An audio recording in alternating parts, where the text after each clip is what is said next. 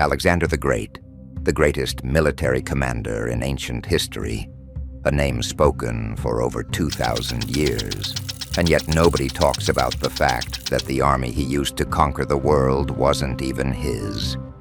It belonged to his father, a Macedonian king the Greeks called a barbarian.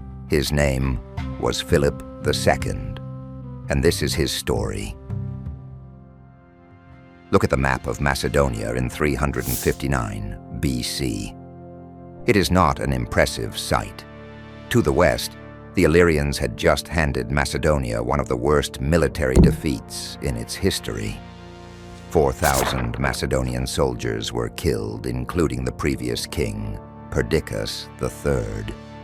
The Illyrian king, Bardiles, was treating Macedonia as a vassal state, demanding tribute, occupying Macedonian territory. To the north, the Paeonians were raiding across the border. To the east, the Thracians under Chersobleptes were threatening.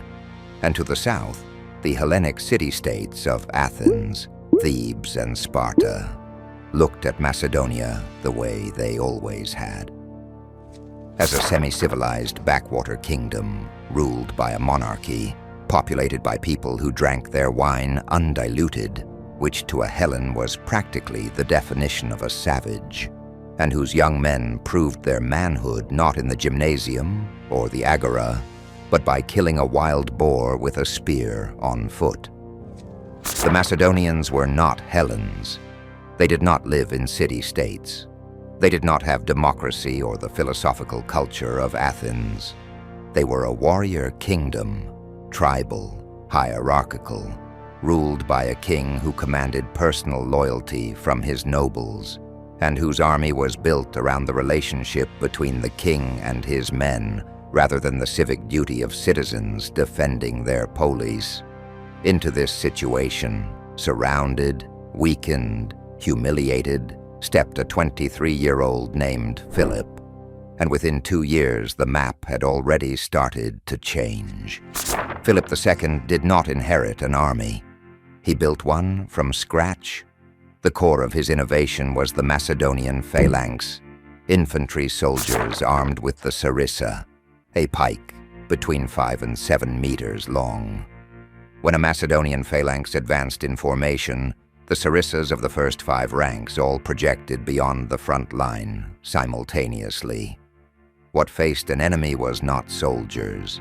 It was a wall of steel points that no conventional Greek infantry formation could break through. But Philip understood something that previous commanders had not.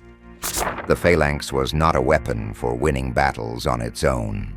It was a weapon for fixing an enemy in place, holding them locked in position, unable to maneuver, while something else delivered the decisive blow.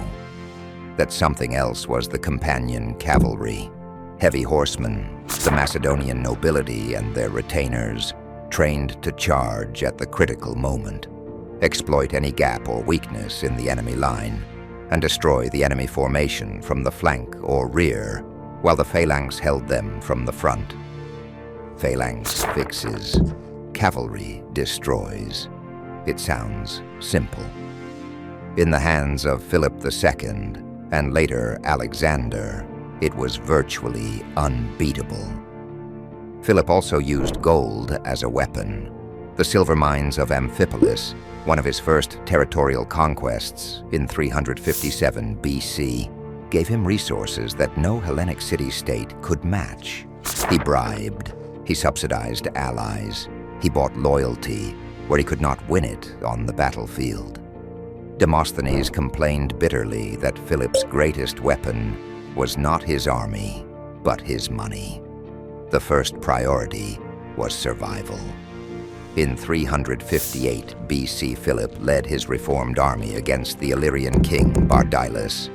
The Macedonians had been humiliated by this same force just a year earlier. This time, the battle went completely differently. The Macedonian phalanx engaged the Illyrian infantry frontally, while the cavalry swept around the flanks.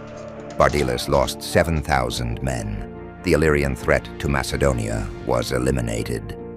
The map started moving. Paeonia was brought under control.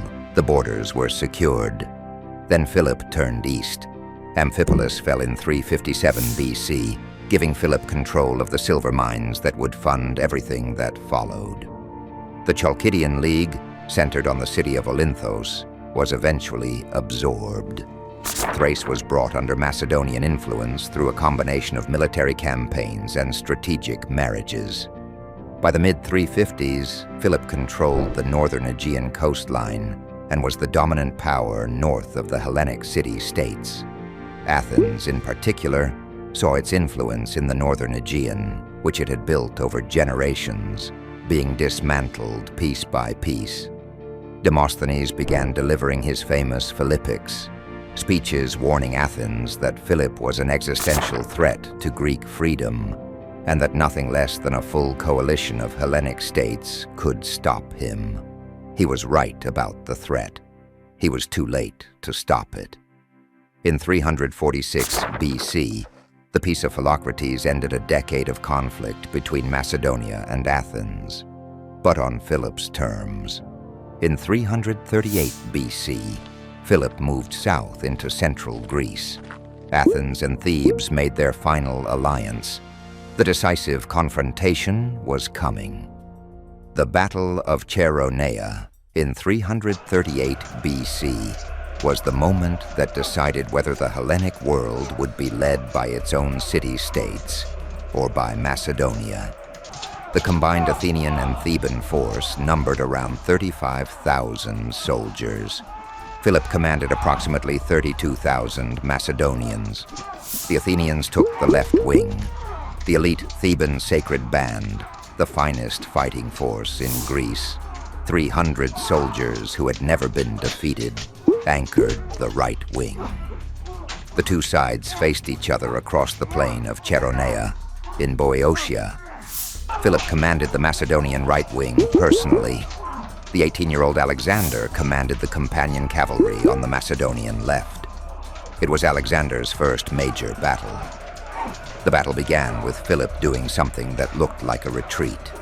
His right-wing infantry began pulling back, slowly, steadily, maintaining formation but giving ground.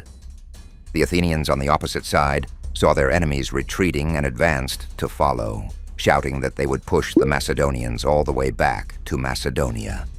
It was not a retreat, it was a trap. As the Athenians advanced to pursue Philip's withdrawing infantry, a gap opened between the Athenian left and the Theban right. The Hellenic line was no longer continuous, and Alexander, watching from the cavalry position on the left, saw it open. The companion cavalry charged through the gap directly into the flank of the sacred band. At the same moment, Philip stopped retreating, turned his infantry around, and counterattacked the pursuing Athenians. The Greek force was hit from two directions simultaneously. The Athenians broke and fled. The sacred band did not. 300 Theban soldiers, surrounded, outflanked, with no possibility of escape, fought until every single one of them was dead. Not one surrendered. Chaeronea was over. Hellenic independence was over. Macedonia had won. Philip did not destroy Athens. He did not enslave Thebes, though Thebes had resisted him longest and paid a heavier price than Athens. Instead, he convened a congress at Corinth in 337 BC and established the League of Corinth, a formal alliance under Macedonian leadership. Philip was elected hegemon, supreme commander. Every Hellenic city-state except Sparta signed.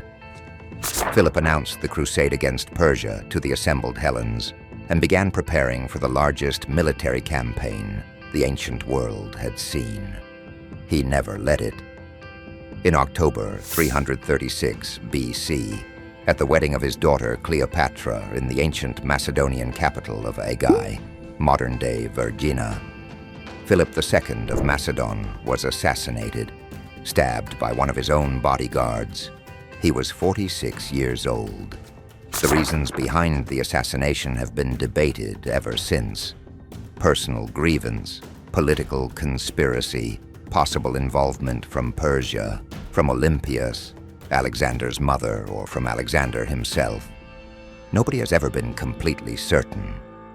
What is certain is that Philip died at the moment of his greatest triumph, architect of the most powerful military machine the ancient world had ever produced, ready to march against Persia.